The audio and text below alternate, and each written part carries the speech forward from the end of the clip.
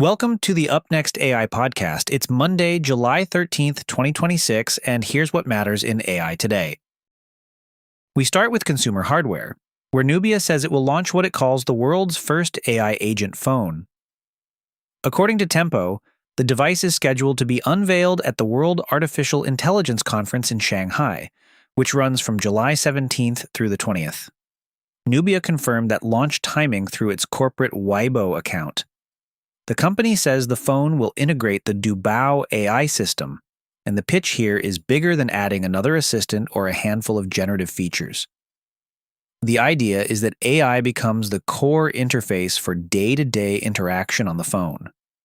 What we do not have yet are the hardware details. Nubia has not shared the specifications, and Tempo notes outside speculation that it could be a successor to the Nubia M153 AI smartphone. So for now, the interesting part is the claim itself. Not just an AI phone, but an AI agent phone. We should know more once the device is shown later this week. Next, a paper with implications well beyond academia. Researchers examined what happens when large language models are used to help with peer review, and whether a paper under review can secretly manipulate the model reading it. The paper focuses on indirect prompt injection attacks, where hidden text inside a manuscript is processed by a public chatbot during review generation. In plain English, the paper being judged can contain instructions meant to sway the AI reviewer. The researchers tested this on 100 open review papers across 2 public chatbot systems, with 5 payload families, different injection positions, repeated runs, and a total of 42,000 model outputs. Their result is the headline. Hidden instructions were highly effective. Positive steering, refusal, and external site redirection all exceeded 98% success on both systems. Watermarking was also high, though less reliable, reaching 94.27% on ChatGPT and 88.17% on Gemini. Negative steering was near ceiling on ChatGPT, but lower on Gemini. The authors say current models show what they call contextual blindness, meaning they do not reliably separate the content they are supposed to evaluate from control text embedded inside that content. The takeaway is straightforward. If institutions want to use public LLMs in evaluative workflows like peer review, they need much stronger safeguards between the document and the instructions the model follows. For the research section, we have a benchmark called Skyer, which looks at how well large language models handle emergency department triage. The study used 55 realistic pediatric clinical scenarios and evaluated 15 models. Instead of looking only at raw accuracy, the benchmark used a weighting system that accounts for the different harms of over-triage and under-triage, then repeated tests to check consistency. Only 2 models stood out as both strong and reliable: ChatGPT 4.5 Preview and Gemini 2.50506. ChatGPT 4.5 Preview reached 77% accuracy with a mean weight of 377.5 out of 550, while Gemini 2.50506 posted 74% accuracy and 365 out of 550. The paper says both significantly outperformed human triage experts in this test set, where human experts averaged 64% accuracy and 253.5 out of 550. The consistency numbers were also notable: 85% for ChatGPT 4.5 Preview and 82% for Gemini 2.50506. An emergency department, or ED, is the hospital unit handling urgent cases.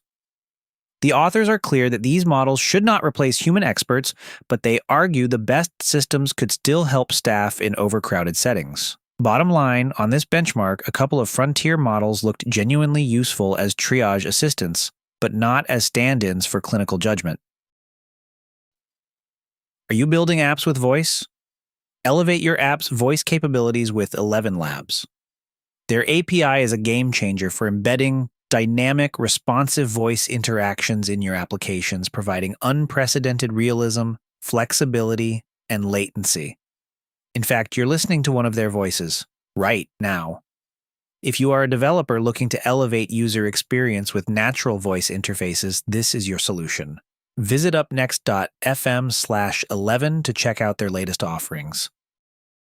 First, autonomous shopping agents. A Business Times piece says the rails are now in place for agents to buy products and services on our behalf. The current supported detail is that adoption is still low but rising, and the real question is less whether agents can transact and more when people should let them do it. Google is also adding Gemini-powered features to Waze. The Verge reports that Waze is getting new AI features meant to personalize trips, including more conversational voice commands for reporting traffic incidents and map issues, plus conversational destination search. A quick research labor market signal. A posting from the Singapore Institute of Technology is seeking a research engineer focused on federated causal inference in heterogeneous data environments. The work centers on privacy-preserving causal analysis across distributed datasets, along with new algorithms, metrics, simulations, and live demonstrations. And finally, Apple has sued OpenAI and its hardware chief, alleging a coordinated effort to obtain information about upcoming Apple products.